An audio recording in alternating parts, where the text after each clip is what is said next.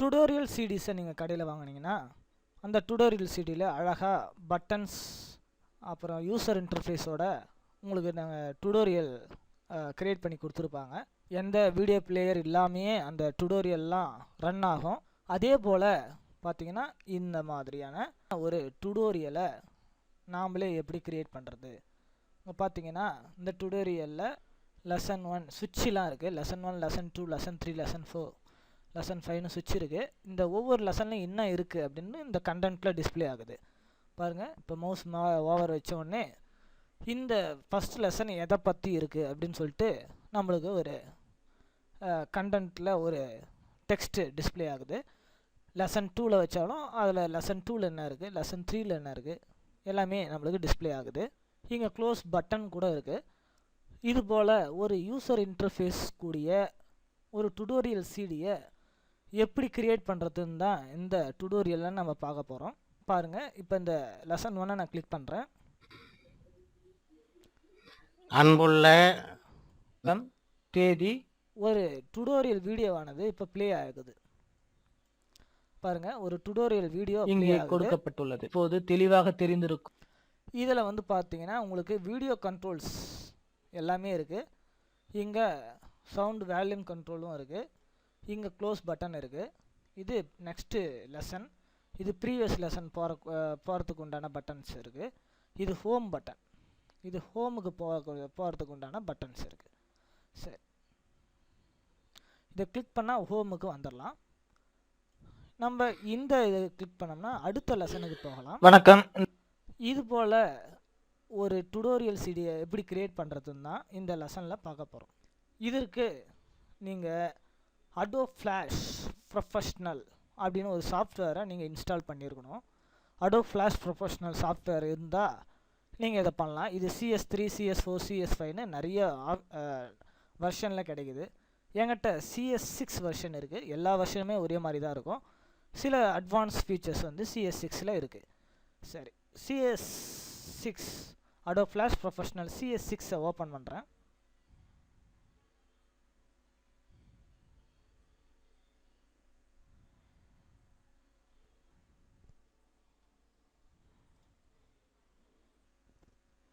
இப்போது அடோப் ஃப்ளாஷோட preview page வந்துடுச்சு. இதில் பார்த்தீங்கன்னா create from template, create new, learn அப்படின்னு சொல்லிட்டு நிறைய ஆப்ஷன்ஸுங்க நம்மளுக்கு இருக்குது. ஏற்கனவே இருக்கிற ஃபைல்ஸை ஓப்பன் பண்ணோன்னா அது இங்கே இருக்குது. ஏற்கனவே நீங்கள் செஞ்சு வச்சதை ஓப்பன் பண்ணோன்னா அது இங்கே ஓப்பன் பண்ணிக்கலாம். இப்போது நம்மளுக்கு தேவையானது என்ன அப்படின்னு பார்த்தோம்னா ஆக்ஷன் ஸ்கிரிப்ட் 2.0. இந்த ஆக்ஷன் ஸ்கிரிப்ட் 2.0 அப்படின்றத நீங்கள் கிளிக் பண்ணுங்கள். கிளிக் பண்ணி ஒரு நியூ டாக்குமெண்ட் ஒன்று க்ரியேட் பண்ணுறோம். இந்த நியூ டாக்குமெண்ட்டில் ஸ்டேஜ் சைஸ், இது ஸ்டேஜ், இந்த ஸ்டேஜோட சைஸ் பார்த்தீங்கன்னா 550x400 இருக்குது. இதை நான் இன்னும் கொஞ்சம் இன்க்ரீஸ் பண்ணணும்னு நினைக்கிறேன். இங்கே கிளிக் பண்ணிட்டு இதை 900x700 அப்படின்னு நான் கொடுக்குறேன்.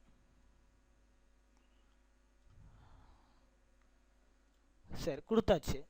இப்போது நம்மளுக்கு தேவையான சில பேக்ரவுண்ட் இமேஜஸ் அது எல்லாத்தையும் நம்ம இதுக்குள்ளார இப்போ கொண்டு வரணும். இந்த யூசர் இன்டர்ஃபேஸில் இங்கே இப்போ நம்ம பார்க்குறது வந்து டிசைனர் ஒர்க் ஸ்பேஸ்னால் என்ன அப்படின்னு பார்த்தோம்னா நம்மளுக்கு தேவையான டூல்ஸை தேவையான இடத்துல அரேஞ்ச் பண்ணி வைக்கிறதுக்கு தான் ஒர்க் ஸ்பேஸ்னு பேர். இது டிசைனர் ஒர்க் ஸ்பேஸ். இப்படி வேறு மாதிரியான ஒர்க் ஸ்பேஸ் இருந்துச்சுன்னா நீங்கள் இந்த இடத்துல கிளிக் பண்ணி இதை டிசைனர்னு கொடுத்தீங்கன்னா இது இந்த வியூவுக்கு மாறிடும். சரி, இப்போது கண்ட்ரோல் மைனஸை ப்ரெஸ் பண்ணிங்கன்னா உங்களுக்கு விண்டோஸ் சின்னதாகும். கண்ட்ரோல் ப்ளஸ்ஸை ப்ரெஸ் பண்ணிங்கன்னா விண்டோ பெருசாகும். இல்லைன்னா இங்கே இருக்கிற இந்த பட்டனை அழுத்தியும் நீங்கள் என்ன பண்ணலான்னா விண்டோவை சின்னது பெருசு பண்ணிக்கலாம். சரி, 50% இருக்கட்டும், நான் 50% வச்சுட்டேன். இந்த டாக்குமெண்ட்டில் இப்போ பேக்ரவுண்ட்ஸ், பட்டன்ஸ் எல்லாத்தையும் நான் அப்லோட் பண்ண போகிறேன். ஏற்கனவே நான் வந்து ஃபோட்டோஷாப்பில் இதை செஞ்சு வச்சுருக்கேன். அதை அந்த ஃபோட்டோஷாப் ஃபைலை அப்படியே நான் இதில் கொண்டு வர போகிறேன். இதுக்கு நான் என்ன பண்ணணும் அப்படின்னு பார்த்தோம்னா ஃபைல் மெனுவில் போய்ட்டு இம்போர்ட் ஒரு ஆப்ஷன் இருக்கும். அந்த இம்போர்ட் ஆப்ஷனை கிளிக் பண்ணுறேன். இதில் இம்போர்ட் டு லைப்ரரி அப்படின்ற ஆப்ஷனை நான் கிளிக் பண்ணுறேன். சரி, இதில் நான் வச்சுருக்க ஃபோட்டோஷாப் இமேஜ் ஃபைலை இதுக்குள்ளார அப்லோட் பண்ண போகிறேன். அந்த ஃபோட்டோஷாப் இமேஜ் ஃபைல் இருந்தால் தான் நான் வந்து பண்ண முடியும்னு இல்லை. நீங்கள் இங்கே இருக்கிற டூல்ஸை பயன்படுத்திய கூட பேக்ரவுண்ட்ஸ் பட்டன்ஸ் எல்லாத்தையும் க்ரியேட் பண்ணிக்க முடியும். இப்போது இதிலிருந்து UCDPSD அப்படின்ற ஃபைலை நான் ஓப்பன் பண்ணுறேன். இதில் பார்த்தீங்கன்னா இதில் நிறைய நான் ஏற்கனவே க்ரியேட் பண்ண buttons layer, background layer, lesson button, content, text எல்லாமே இதில் இருக்குது. அப்படியே நான் ஓகே கொடுக்குறேன். இங்கே பார்த்தீங்கன்னா லைப்ரரி விண்டோ, இது வந்து லைப்ரரி விண்டோ. இந்த லைப்ரரி விண்டோவில் இங்கே வந்துடுச்சு UCD.PSD அசட்ஸ்ன்னு இருக்குது. இதை நீங்கள் எக்ஸ்டெண்ட் பண்ணிங்கன்னா இதுக்கு உள்ளார உங்களுக்கு எல்லா லேயர்ஸு, பேக்ரவுண்ட்ஸ் எல்லாம் கிடைக்கும். ஃபஸ்ட்டு பேக்ரவுண்ட் லேயரை இது கிளிக் பண்ணி ட்ராக் பண்ணி நான் அப்படியே எடுத்துகிட்டு வந்து இங்கே விட்றேன். நீங்கள் இங்கே ஃபோட்டோஷாப்பில் செஞ்சு தான் எடுத்துகிட்டு வரணும்னு இல்லை. ஃபோட்டோஷாப்பில் செஞ்சோம்னா ப்ரொஃபஷ்னலாக கொஞ்சம் எல்லா ஷேடிங்கும் கரெக்டாக கொடுக்க முடியுன்றதுனால நான் ஃபோட்டோஷாப்பில் பண்ணேன். நான் இங்கே டெலிட் பண்ணிக்கிறேன். இது பார்த்தீங்கன்னா டைம் லைன். இந்த டைம் லைனில் இங்கே இருக்கிறது லேயர்ஸ். இந்த லேயர்ஸ் வந்து ஃபோட்டோஷாப்லாம் ஒர்க் பண்ணியிருந்தீங்கன்னா தெரியும். இந்த ஃபோட்டோஷாப்பில் இருக்கிற லேயர்ஸ் மாதிரி தான் இங்கே இருக்கிற லேயர்ஸும். இதுக்கு வந்து டைம் லைன்ஸ் ஃப்ரேம். இந்த டைம் லைன் ஃப்ரேம் இது. இங்கே பார்த்தீங்கன்னா FPSனா 24 ஃப்ரேம், ஒரு செகண்டுக்கு 24 ஃப்ரேம்ஸ் வந்து இங்கே கொடுக்கப்பட்டிருக்கும் அப்படின்னு அர்த்தம். இதை வேணும்னா நம்ம இன்க்ரீஸ் பண்ணலாம். நம்ம இப்போ அந்த வேலையெல்லாம் தேவையில்லை. நம்ம டுடோரியல் சிடிக்கு வேறு எதுவுமே தேவையில்லை. அதனால் நான் இது 24னே இருக்கட்டும்னு விட்டுறேன். சரி, அதுக்கப்புறம் நீங்கள் இங்கே இருக்கிற இந்த ரெக்டாங்கிள் டூலை பயன்படுத்தி கூட பேக்ரவுண்டை நீங்கள் இங்கேருந்தே போட்டுக்க முடியும். இங்கேருந்து கலரை சேஞ்ச் பண்ணிக்க முடியும். சேஞ்ச் பண்ணிக்கிட்டு நீங்கள் இங்கேருந்தே கூட இந்த பேக்ரவுண்டை போட்டுக்கலாம்.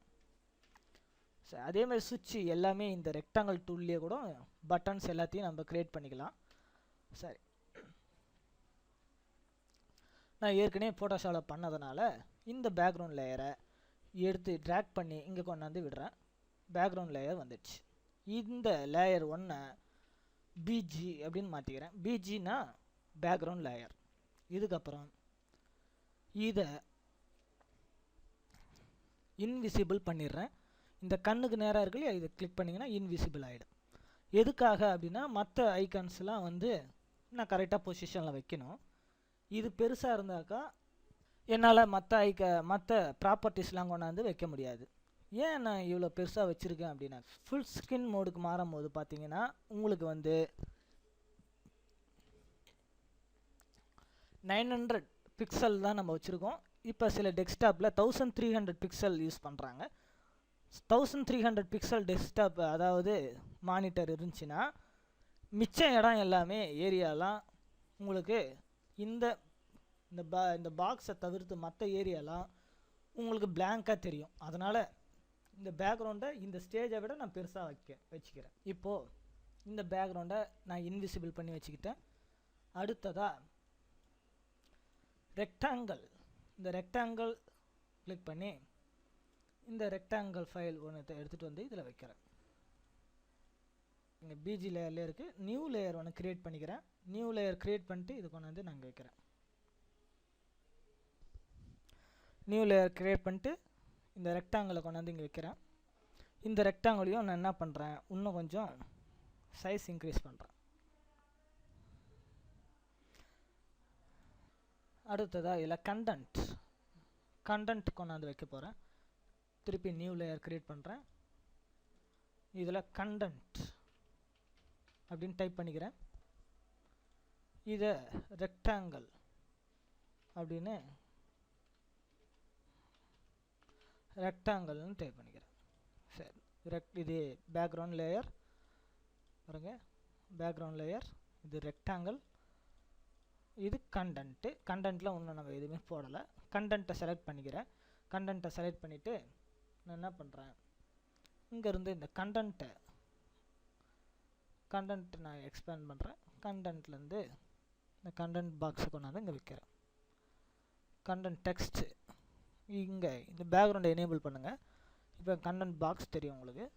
இப்போது கண்டென்ட் டெக்ஸ்ட் எடுத்துகிட்டு வந்து இங்கே வைக்கிறேன்.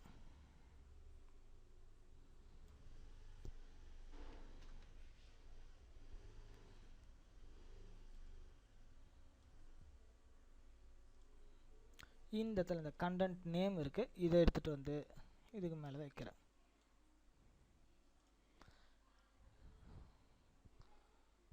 இதை ஆஃப் பண்ணுங்க. பிஜி இப்போ இது கொஞ்சம் சென்டரில் இருக்குது. இதை ஆஃப் பண்ணிட்டு இது எல்லாத்தையும் நான் செலக்ட் பண்ணிட்டு இதை கொஞ்சம் நவுத்தி இப்படி ஓரமாக வச்சுக்கிறேன். நவுத்தி ஓரமாக வச்சுட்டேன். இப்போ பேக்ரவுண்ட் லேயர் ஆன் பண்ணுறேன். ஓரமாக இருக்குது. சரி, அடுத்ததாக பட்டன்ஸ்லாம் கொண்டாந்து நான் வைக்கணும். அடுத்ததாக இன்னொரு நியூ லேயர் க்ரியேட் பண்ணிக்கிறேன். இதில்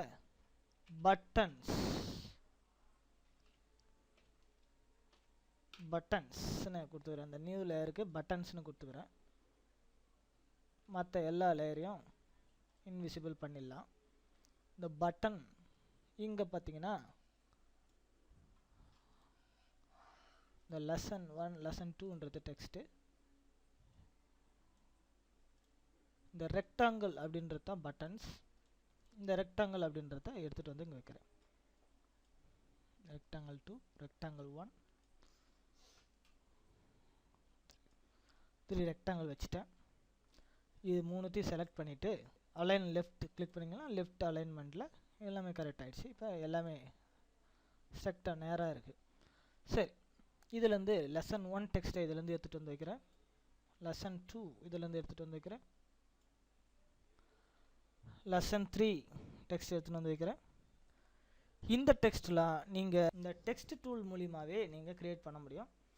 இந்த டெக்ஸ்ட் டூல்லேருந்தே இந்த டெக்ஸ்ட்டெல்லாம் நீங்கள் க்ரியேட் பண்ணலாம். இது எல்லாமே ஃபோட்டோஷாப்பில் பண்ணது. இப்போது இதெல்லாம் விசிபிள் பண்ணி பார்க்குறேன். கரெக்டாக வருது.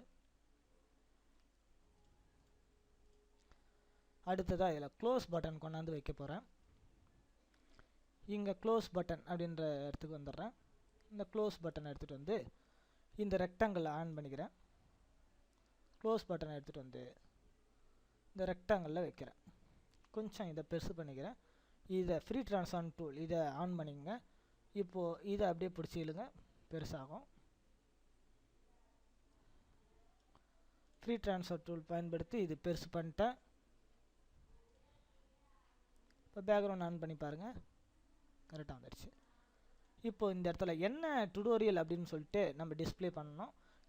எதுக்காக நம்ம டுடோரியல் போடுறோம் அப்படின்னு நான் ஓஎஸ் இன்ஸ்டாலேஷனுக்காக டுடோரியல் போட்டேன். அதையே உங்களுக்கு செஞ்சு காட்டுறதுனால ஓஎஸ் இன்ஸ்டாலேஷன் டுடோரியல் அந்த டெக்ஸ்ட்டை நாங்கள் உங்களுக்கு வந்து போட்டு காட்டுறோம். OS installation tutorial Tamil language அப்படின்னு கொடுத்துட்றேன். பாருங்கள், இப்போ கண்டென்ட்டையும் விசிபிள் பண்ணி பாருங்கள். இப்போது ஓரளவுக்கு நம்மளது யூசர் இன்டர்ஃபேஸ் கரெக்டாகிட்ருக்கோம்.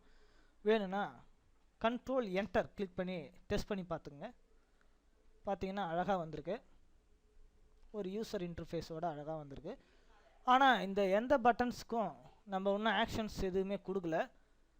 எந்த பட்டன்ஸுக்கும் ஆக்ஷன் கொடுக்காததுனால இது ஒரு சாதாரண ஒரு பிக்சர் மாதிரி தான் நம்மளுக்கு தெரியுது. சரி பாருங்கள், ஃபுல் ஸ்க்ரீன் மோட் வைக்கும் போது இன்னும் கூட இங்கே வந்து ஒயிட் கலர் தெரியுது. இன்னும் கூட நம்ம எக்ஸ்டெண்ட் தேவைப்பட்டால் இந்த ஒயிட் கலர் தெரியாத அளவுக்கு இன்னும் கூட எக்ஸ்டெண்ட் பண்ணிக்கலாம். சரி, இது எல்லாத்தையும் ஆஃப் பண்ணிடுறேன்.